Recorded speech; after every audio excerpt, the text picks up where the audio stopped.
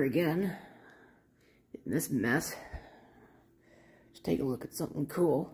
Before I continue with this video, and before some clever clog calls me out on it in the comments, the word is pronounced telephony, not telephony, as I say at least once in this video. But I'm not reshooting it, so you'll have to live with that. Or dub in me saying telephony wherever I say telephony. It's your choice. That would be even cooler if it worked. On the surface, looks like a giant server, which is what it is, based on a Pentium 2. It looks like it does not have MMX, although I thought that all Pentium 2s had MMX.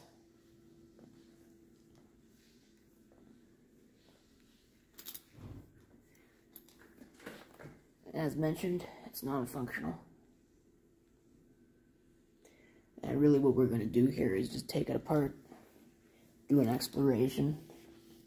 I have a similar system, another one of these Mitel telephony servers that I grabbed. It's got a standard ATX case, at least a case that's easier to carry. This thing is absolutely wickedly heavy. So, not something I'd bring home. And if I were to bring it home, I'd probably invest the time to fix it, but since I'm not, it's not really worth it. So here's a look. See, standard ATX power supply.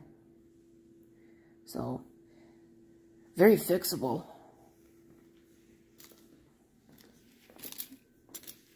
But as mentioned, since it's never going to run again anyway, there's not much of a point in doing that. It's a soft power switch. It's got this little redirection to go to the back. Kind of interesting. I don't know why they did it that way, but they did. I guess it was an airflow thing. Because there's 3 massive fans on the back. They're NMB fans, so they probably wouldn't be too bad. Check out all the expansion slots.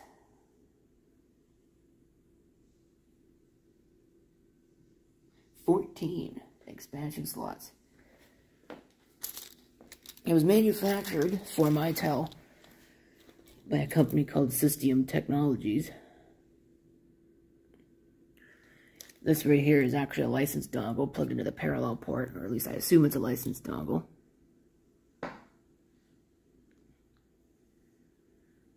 See a pretty standard array of ports here. This is obviously a non-standard motherboard. And I think it's the same as the board that's in the other one, or certainly similar. The difference is that that one's got a different backplane on it, because obviously it doesn't have 14 expansion slots on the back.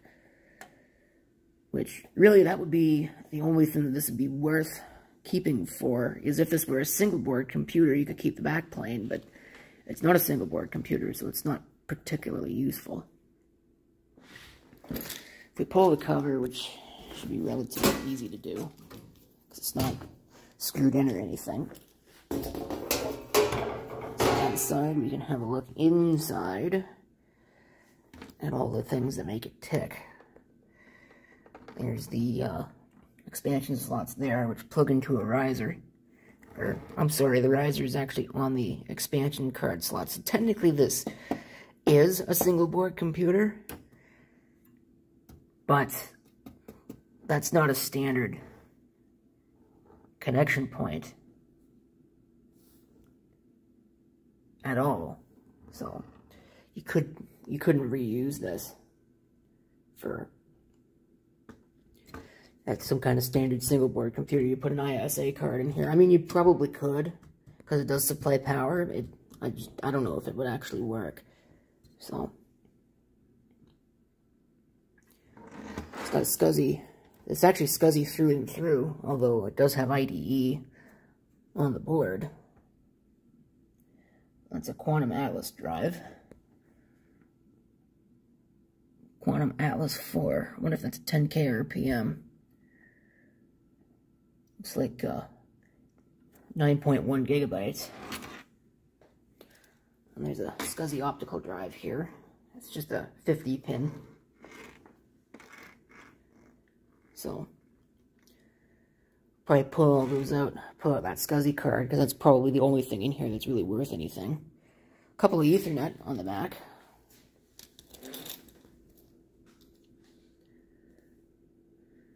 And there's also fiber connection.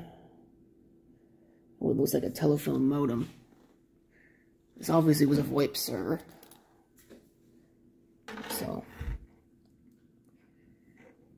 and of course these cards all communicate with this ribbon cable right here. I'm not sure if there were potentially other options, which is why this ribbon cable is longer. There probably were. But let me go ahead and start tearing this thing apart. Before I get too far, actually, I'll show you what happens when you plug it in. Now, of course, it'll probably choose to work.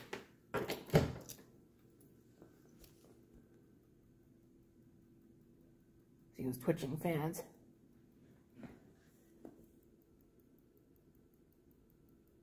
Hear a ticking noise. Power supply is doing the same thing.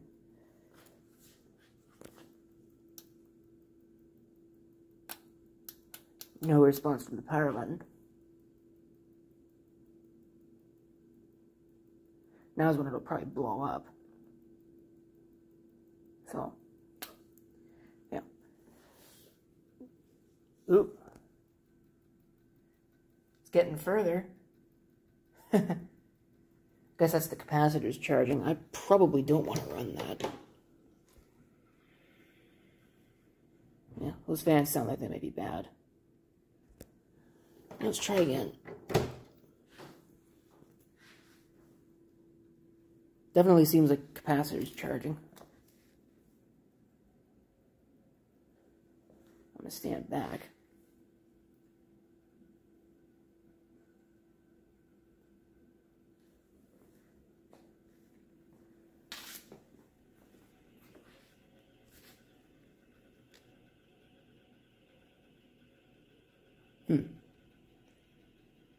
So,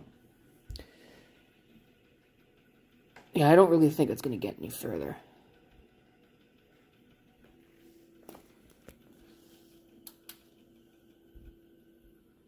The one in the middle, I think, is bad.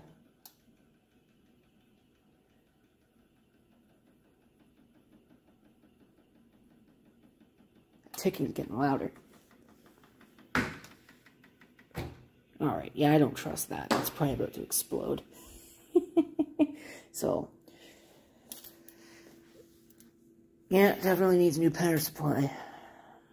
And given it looks like it'd be a real pain to actually replace, I don't think I'm going to invest any time in it. I mean, there's just the one connector going to the main board right there.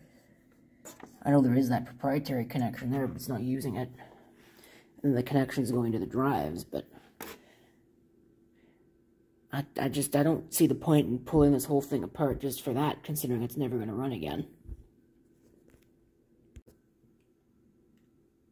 Okay, pulled out all the cards, pulled out all the cables as well. There you can see the IDE a little bit better on the main board there. So, in any event, here's the modem. I don't think this is anything particularly special, just a modem. Some description or another. Or a phone bridge, certainly. Might not even be a modem. This is probably a T1 control card. Maybe technically it's considered a modem, I don't know. But, that's strictly for telephone use. ISA, obviously. Here's the fiber board. I'm surprised to see that this is ISA, but it is. Most of it's covered up. And I don't think I'm dedicated enough to take that board off. So, probably not of much use to anybody. A couple of XC3042 controllers on there. 3 of them. Might be more of them, but I know that there's at least 3. Some memory over there. Motorola. Here's the thing that I assume makes most of it tick. See a Tundra chip on there. A couple of proprietary Mitel chips. Some things under heatsink. This is probably the tone controller. I don't know. You can see there that says tone/conference. Tone/conf. Maybe it's confirm. No idea. That's PCI. It's got 2 of these in it. These Ethernet cards. I don't know if these are actually usable in a standard PC as an Ethernet board. I may try it. But you can see they've got some proprietary Mitel chips on them too.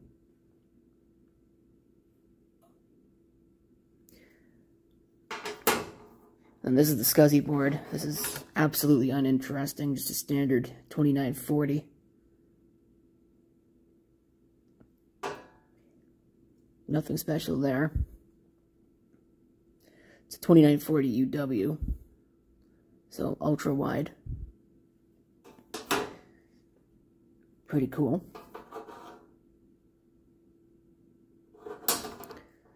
So let me get the drives out now. Okay, cages are now all out. I had to pull out the bottom blanks in order to get them out in the first place. It's kind of weird. I don't know why it was designed that way, but you see that connector down there? See, that's the System Technologies. There's a part number and a revision number. Looks like a standard Intel motherboard for the most part. Intel chipset. I wonder what kind. I'm not sure. Probably a 440 of some description. ATI Rage Pro Turbo. Not a bad choice.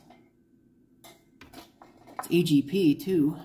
So, well, there's no AGP slot on the back plane, so it's taking up the AGP, which is fine.